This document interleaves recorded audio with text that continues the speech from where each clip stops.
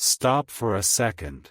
Don't scroll past this one. Last night, somewhere not far from you, a person sat in the dark with their phone in their hands and started writing to you. Not a quick text. Not a, "Hey, you up?"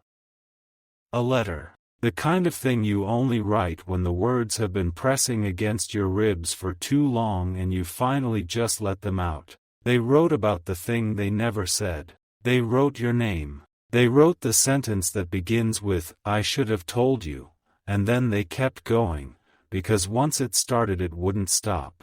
And then, about 5 minutes later, they deleted all of it. Gone. Cleared the screen like it never happened. But here's the part one need you to hear before you do anything else tonight. Just because they erased the words doesn't mean they erased the feeling. The letter disappeared. The longing underneath it did not. I know how this sounds. You've probably heard 100 versions of "someone is thinking about you," and most of them landed like nothing, too vague, too sweet, too easy. So I am not going to dress this up. I am just going to tell you what I am seeing, plainly, the way I tell a friend sitting across the table from me at midnight when neither of us can sleep. Somewhere out there, on the other side of the same night you're sitting in right now, someone is missing you in a language they don't know how to say out loud. And the strangest part? You might be doing the exact same thing. Same hour. Same quiet. Same ceiling above you, 2 different rooms, the same ache moving through both of you, and neither one of you knows the other one is awake. Let me tell you what that night actually looked like for them. It was late. Late enough that the house had gone completely still. The kind of quiet where you can hear the refrigerator hum and your own heartbeat and not much else. They weren't planning to think about you. That's the thing about you. You don't get scheduled. You arrive. A small thing set it off. It usually is something small. Maybe it was the angle of the light. Maybe it was a sound from the street that reminded them of somewhere you both used to be. They didn't go looking for the memory. It found them, the way these things do, sideways and without permission. And before they understood what was happening, they had the phone in their hand and their thumb was moving. Here's what they wrote. Not the whole thing. I won't pretend to have every word, but the shape of it. They wrote that they'd been carrying something. They wrote that they thought about you more than they let on. They wrote, and this is the line that stopped them cold, "I don't think I ever told you what you actually meant to me." They read it back once. Then they read it again. And somewhere in that second reading, the fear walked into the room and sat down beside them. What if it's too late? What if you've moved on? What if saying it now only makes them the person who couldn't let go? So they held their thumb over the screen for a long moment, longer than they'd admit to anyone, and then they deleted it. Line by line, the whole thing, until the screen was empty and white and safe again. And they set the phone face down on the blanket and just sat there in the dark with their own silence. That's the letter that disappeared in 5 minutes. Not because it wasn't real, because it was too real to send.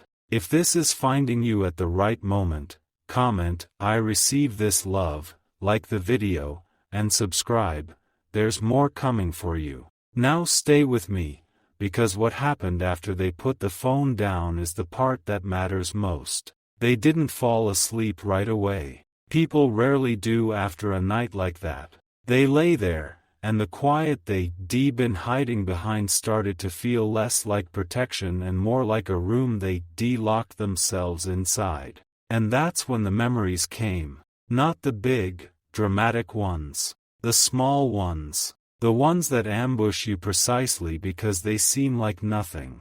They remembered the way you laughed at something that wasn't even that funny, that one time, the way you tipped your head back without thinking.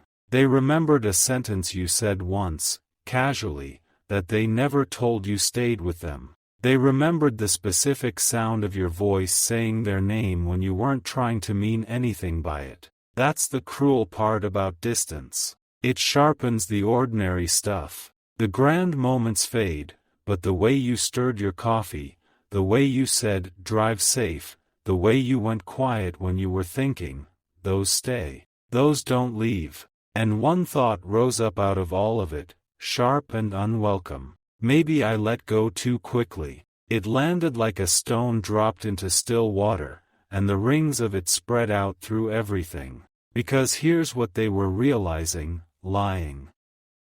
There, they had told themselves a story. The story was that ending things, or drifting, or letting the silence grow, that it was the mature choice. The reasonable one. The clean one. But reason is a poor blanket at 2 in the morning. It doesn't keep you warm. And in that moment, with the phone face down and the apology deleted, the reasonable story they'd been telling themselves started to come apart at the seams. Have you felt that? That moment when the explanation you built for why you walked away suddenly stopped sounding true even to you? They felt it that night. And then a song happened. It wasn't even on purpose. Maybe it was playing softly somewhere, maybe it surfaced in their head unbidden, but it was a song that belonged to a moment with you. You know the one. Everyone has one. The first few notes and suddenly you not in your room anymore, you back there, in the exact place, with the exact person, feeling the exact thing you felt then. For them, that song opened a door they thought they'd shut. And standing in that doorway was you, exactly as you were, before everything got complicated. They turned it off after a few seconds. It was too much. But you can't hear something like that. The feeling was already loose in the room. And isn't that the thing nobody warns you about? You can throw away the photos. You can mute the name. You can build a whole careful routine designed to keep one person out of your head. And then a song slips under the door in 3 notes flat, and the entire fortress turns out to be made of paper. They learned that night. They learned that the distance they built was never as strong as they needed it to be. It only held as long as nothing reminded them. Why does this still feel unfinished? That was the second thought. Quieter than the first, but heavier. Because unfinished is a specific kind of ache. It's not grief. Grief has an ending. Unfinished is the thing that just keeps the door cracked open, the conversation that never got its last sentence, the goodbye that wasn't really a goodbye. They sat with that for a while, and eventually, somewhere near 3 in the morning, exhaustion won and they slept. The night closed over the whole thing like water over a dropped stone. You might think that's where it ends. A private moment, deleted, forgotten by morning. It isn't. Because 2 days later, something happened that they absolutely did not see coming. They were going about an ordinary afternoon, the kind of day with nothing special in it, nowhere to be, just the small machinery of a regular life. And their phone lit up with one of those automatic photo memories. You know the ones. The phone decides, on its own, with no warning and no mercy, to surface a picture from a year ago. On this day, a little gift you never asked for. And there you were, the two of you. A photo neither of them had looked at in a long time. Caught mid-laugh, the both of you, in some perfectly unremarkable moment that the camera had decided to keep forever. Not posed. Not curated. Just real. Just the two of you being the two of you, back when it was easy. They didn't scroll past it. That's the detail I want you to hold on to. The normal thing to do with a photo like that is flinch and swipe it away before it can do any damage. They didn't. They sat with it. They let their eyes move over the small things, what you were wearing, the way your shoulder leaned toward theirs, the look on their own face that they didn't recognize anymore. They looked happy in that photo. Genuinely, unguardedly happy. And they sat there and quietly wondered when the last time was that they felt like the person in that picture. They froze. I want you to understand what this did to them, because it's different from the letter. The letter was them reaching for you in the dark. This was you reaching back, through a year, through a phone, through pure accident. Except it didn't feel like accident. It felt like timing. It felt like the universe leaning over and tapping them on the shoulder and saying, "Look, just look." They sat there holding the phone, staring at a frozen second of happiness, and the whole carefully managed distance they put between themselves and you collapsed in an instant. Their thumb hovered over your name. I mean that literally. They opened the conversation. The old thread, right where it went quiet. They looked at the empty message box, and your name at the top, and that little blinking cursor waiting for them to be brave. They typed something, deleted it, typed something shorter, deleted that too. This part, they didn't expect, how hard it would be. How the simplest message in the world, 3 words, hey, thinking of you, could feel as impossible as moving a building with their bare hands. Because to send it would be to admit it. To admit that the distance was a mistake. To admit that they missed you. To admit that the photo cracked something open that they worked very hard to keep sealed. And the fear came back, the same fear from the letter night. What if you moved on? What if you were happy now, somewhere they couldn't see? What if the version of you in that photo didn't exist anymore? So they didn't send it again. But, and this is everything, they didn't delete the conversation this time. They left it open. They left your name sitting there at the top of their phone, and they kept glancing at it for the rest of the day like a door they couldn't bring themselves to walk through but couldn't close either. That's not nothing. That's a person standing at the edge of something, gathering the nerve. And here's the part that should sit with you tonight. That same evening, do you know what someone said to them? A person they know, a friend, a sibling, someone, said your name. Out loud, out of nowhere. Asked, hey, have you heard from them lately? Just a passing question. Meant nothing by it. But watch what it did. Why did hearing her name from someone else hit like that? Why did it land in my chest like a dropped glass? Because the universe wasn't being subtle anymore. The photo in the afternoon. Your name in the evening. 2 reminders in one day, from 2 directions, when they're been silence for so long before. They went to bed that night and the thought wouldn't leave them alone. This can't all be coincidence. It's too much. Too close together. Something is happening. And maybe, just maybe, you felt a pull that same day too. A flicker of them crossing your mind for no reason you could name. If you did, you understand now why. You weren't imagining it. You were on the other end of the same line. So let's talk about what they actually starting to understand. Because this is where it shifts from feeling to knowing. For a long time, they had you sorted into a category. A chapter that closed. Someone who mattered, sure, but in the past tense. People do this.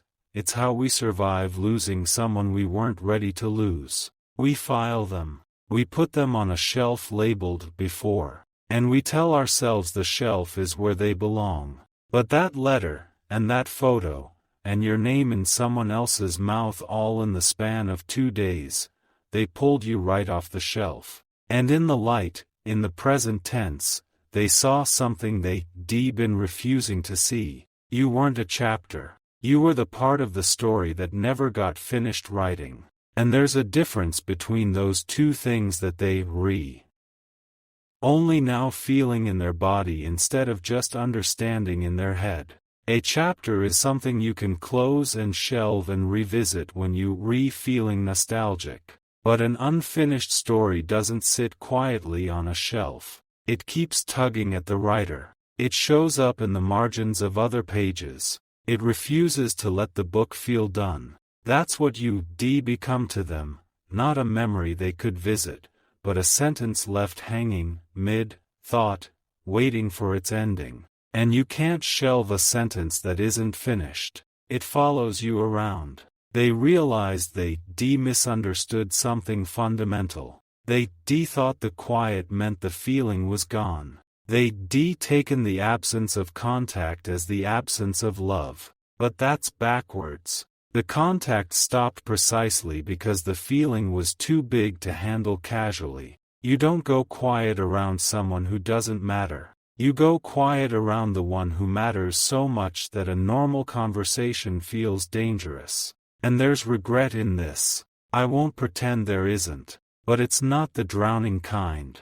It's not self-pity. It's the clear-eyed kind, the kind where you finally see the shape of what you did and you don't make excuses for it. They not lying on the floor about it. They sitting up. They looking at it honestly and thinking, I had something rare, and I treated it like it would always be there, and then I let the silence make my decisions for me. Something about them still stays with me. That thought came to them on the third night, calmer than the others. Less panic, more truth. Because by then the storm had settled into something steadier. Not an impulse. A recognition. You don't think about someone for 3 nights running. You don't delete a love letter and leave a conversation open and flinch when you hear their name, over something that's truly finished. You only do all that over something still alive. And here's where it gets tender, so let it settle in you for a second. They want to reach out. They genuinely do. The pull toward your name is real and it's getting stronger, not weaker. But they scared, and not in a small way. They scared of being the one who broke the silence and got met with cold air. Scared that you built a life with no room left in it for them. Scared that, hey, I've been thinking about you, gets read at the wrong moment and lands wrong and they lose even the quiet thread that's left. So they hovering, right at the edge, closer than they've been in a long, long time, but not over it yet. Drafting messages in their head on the drive home, picking up the phone and putting it down, rehearsing the first sentence and then deciding tomorrow would be better. Tomorrow when they braver. If you felt this shift too, this strange new closeness in the air around someone who's been gone, you already understand what I am telling you. But I don't want to leave you holding only their side of it, because this was never just about them. What about you? How many nights have you done the same thing? Started the message and stopped, opened the photo and closed it. Heard the song and let it play 1 extra second longer than was safe. Felt them cross your mind in the middle of an ordinary afternoon and told yourself it was nothing, just a stray thought, just the past being the past. It wasn't nothing. You knew, somewhere under all the talking, yourself, out of it, that it wasn't nothing. You felt it land and you decided not to feel it, which is a different thing entirely from not feeling it. And maybe you've gotten good at that. A lot of us do. We get very skilled at the quiet management of a feeling we decided we not allowed to have anymore. We keep it small. We keep it busy. We keep it underneath. But it never actually shrinks. It just waits, the same way theirs did. That's the whole quiet miracle of what's happening here. 2 people, on opposite sides of the same night, missing each other in the same silence.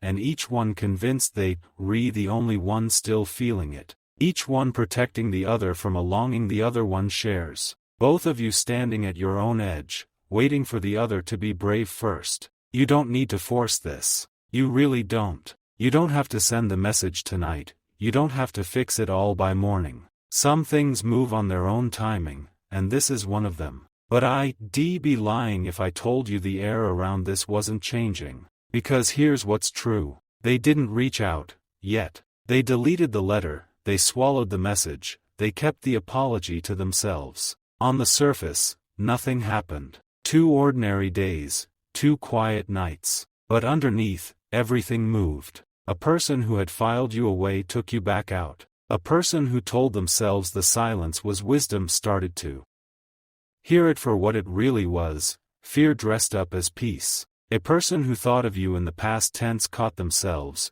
3 nights in a row, thinking of you in the present. That's not nothing. That's the ground shifting under something that looked settled. And the version of them that wakes up tomorrow is not quite the same as the one who deleted that letter 2 nights ago. Something got dislodged. Something old and stuck finally came loose. They can feel it even if they couldn't name it for you. A sense that the distance they built was never as solid as they pretended, that one ordinary photo could bring the whole thing down, that you were never as far away as the silence made it seem. So here's what I want you to carry out of tonight. You are not crazy for still feeling this. You are not behind for not being over it. And you are not alone in the missing. There is someone, right now, on the other side of the same dark, feeling the exact weight you, feeling, reaching toward you with a thumb that won't quite press send. The letter disappeared in 5 minutes. But love doesn't keep time the way a screen does. What gets deleted from a phone doesn't get deleted from a person. It just goes quiet for a while, and waits, and gathers itself, until the night it finally finds its way back to the surface. Maybe that night is closer than either of you thinks. If this resonated, let it settle in you, and trust your own quiet knowing. You felt the pull for a reason. You clicked on this for a reason. Some part of you already knew before I said a word. And what they beginning to realize now, is something they can't walk away from anymore. Not this time.